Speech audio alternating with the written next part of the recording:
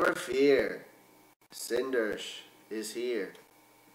And today I have a couple of thoughts about some of the events that are likely to happen, or at least that tie into what's going to happen for Kingdom Hearts 3. Now, I've recently started recording video of all my boss battles, starting with Birth by Sleep, and I'm going to progress through sequentially of the timeline: Birth by Sleep, Kingdom Hearts 1, Chain of Memories, Kingdom Hearts 2, 358 over 2 days, and so on, and play through it as best as possible sequentially in the timeline of how the game should fall into place. And I'm recording all the boss battles, and they'll be fought to music. But in doing that, as I sat through it, I decided to pay attention to this cutscene. It just dawned on me it's something that's probably a key to events for key. And a couple of things did stick out to me. This is the first one. Not till we get older. Must be hard, huh? Stuck in one place. I heard once there was a kid who left for good.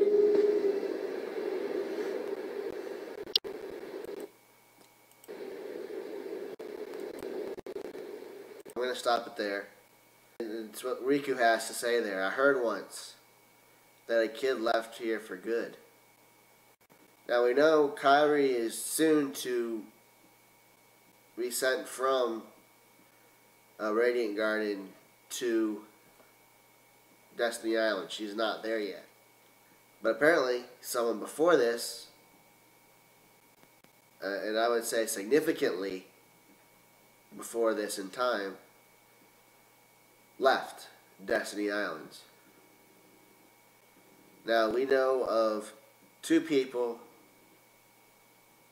that have been in Destiny Islands before Terra, Aqua come here for their journeys. We do know Master Xehanort turns up here on Destiny Island with Ventus very briefly. Why he comes here with Ventus, we don't know.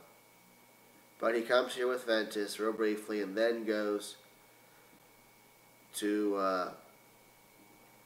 where Master Ericus is, to have him train and take care of Ventus. So we know that Ventus has been here before, but I don't think it was Ventus that was from here. The one who was from here, Xehanort, was the child who left Destiny Islands to become a Keyblade Master. It is the child Xehanort who leaves and is from Destiny Islands. If we go back here at the tail end of this clip, we see Terra's going to get kind of a vision. And he sees 2 visions. First,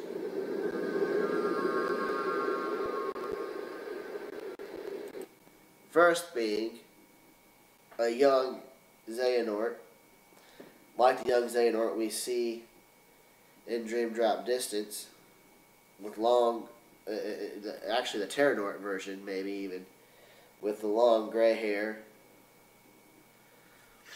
That becomes the Ansem we know from Kingdom Hearts 1. So we see that, and then we see the much older Riku. And those are the 2 characters, and there seems to be a connection between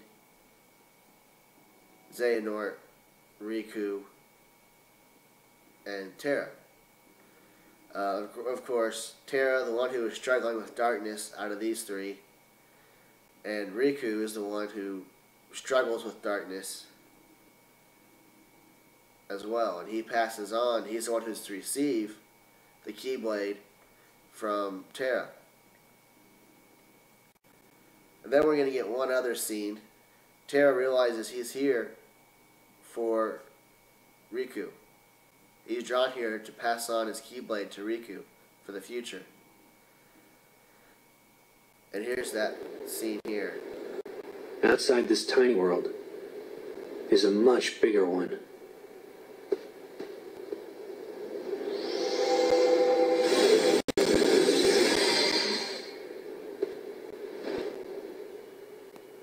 In your hand, take this key.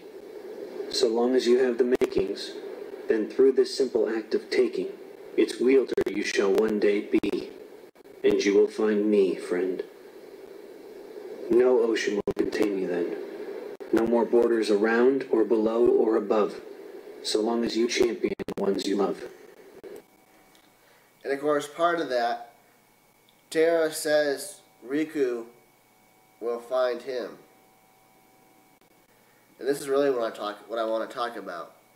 I mean, the first bit about the previous child to leave Destiny Islands, I think is important because it is Xehanort.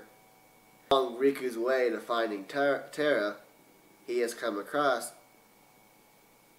Xehanort, who was Terranort, as a Heartless named Ansem. And he tried to take over Riku. You know, we didn't think much about that, I'm sure, playing Kingdom Hearts 1. Even after playing this game, I wonder how many of you have thought about the fact that Terra knew Riku long before Xehanort was aware of Sora and Riku. Terra knew Riku. And I wonder if his trying to take over Riku's heart was to help make him, actually, with Terra's mind behind it, trying to make Riku stronger than he ever could be. Whereas Xehanort took over Terra's body. Terra wants Riku to be able to do what he could never do and conquer the darkness. Maybe making things up there. It's just a thought. But I think in Kingdom Hearts 3, one of the things we're going to see is it is Riku who rescues Terra. It is Riku who is going to, as Terra puts it here, find him. And I think that the finding is going to involve the rescuing him and maybe returning his body and his spirit together, so that there is no lingering will, there is no Terranort. Terra gets to be reunited, body and spirit. So that's kind of my thoughts, though. I think it is Riku's destiny to redeem Terra's life, to bring him back together. Aqua may be involved. I mean, she is definitely out there to try and save both Terra and Ventus. That is after she finally gets out of the realm of darkness. But the question we don't know for that is how come she has not been able to escape. But she will, we know that. And she's of course going to be involved somehow in the returning of Ventus's heart and waking him. She will be involved somehow in that. And I expect she'll be involved somehow in trying to rescue Terra, put Terra back together. But I also think what this scene is saying is Riku is not just his successor, but because Riku is going to find Terra, he's also somehow going to be the one to restore Terra to himself fully.